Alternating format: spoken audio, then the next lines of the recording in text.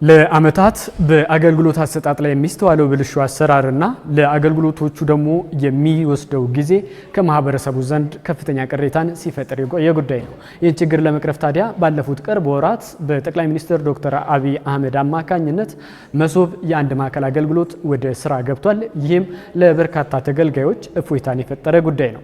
እኛም በሸገር ከተማ አስተዳደር ተገኝተን መሶብ የአንድ ማዕከል አገልግሎት ምን ይመስላል ስንል ተገልጋዮችን ጠይቀናል።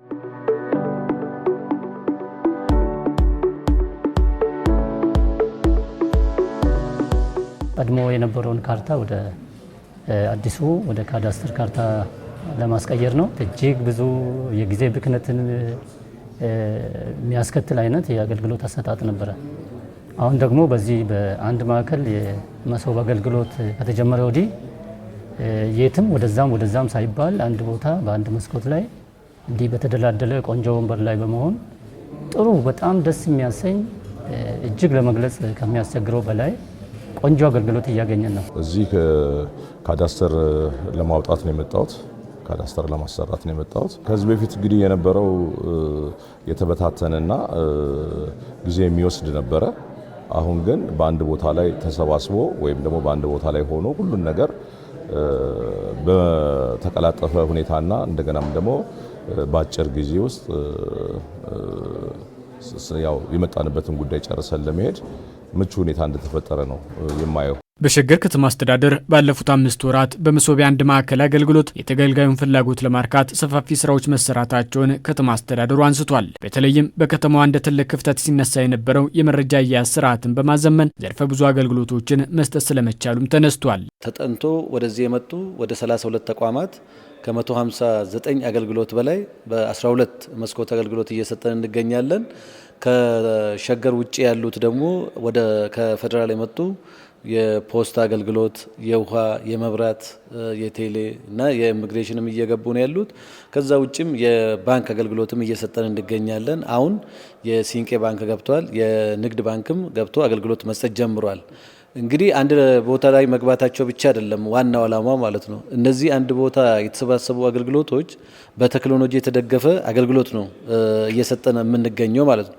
ይህንን በማድረጋችን አንደኛ አገልግሎታችንን በጣም ቀላል ማድረግ ችለናል፣ ፈጣን ማድረግ ተችሏል፣ ግልጸኝነትም ተፈጥሯል። የአንድ ማዕከል አገልግሎቱ በመጀመሩ ተገልጋዮቹ ከወጪ እንደዳኑ እንዲሁም ደግሞ ጊዜያቸውንም መቆጠብ እንደቻሉ አስረድተውናል። ከዛ ባሻገር ግን በሸገር ከተማ አስተዳደር ይህ የአንድ መሶብ አገልግሎት በአንድ ቦታ ብቻ የሚገኝ በመሆኑ ተደራሽነቱ እንዲሰፋና በሁሉም ክፍለ ከተሞችም እንዲስፋፋ ጠይቀዋል። በሚሄድበት አሁን ቢሾፍቱ ከተማ በጣም በጥሩ ሁኔታ አለ እና በሸገር ከተማ አስተዳደር ስር ባሉ ክፍለ ከተሞች ግን እንትን ያለ አይመስለኝም እና እዛ የቀጠለ ነው ማለት ነው። የበፊቱ የአገልግሎት አሰጣጥ እንደቀጠለ ነው።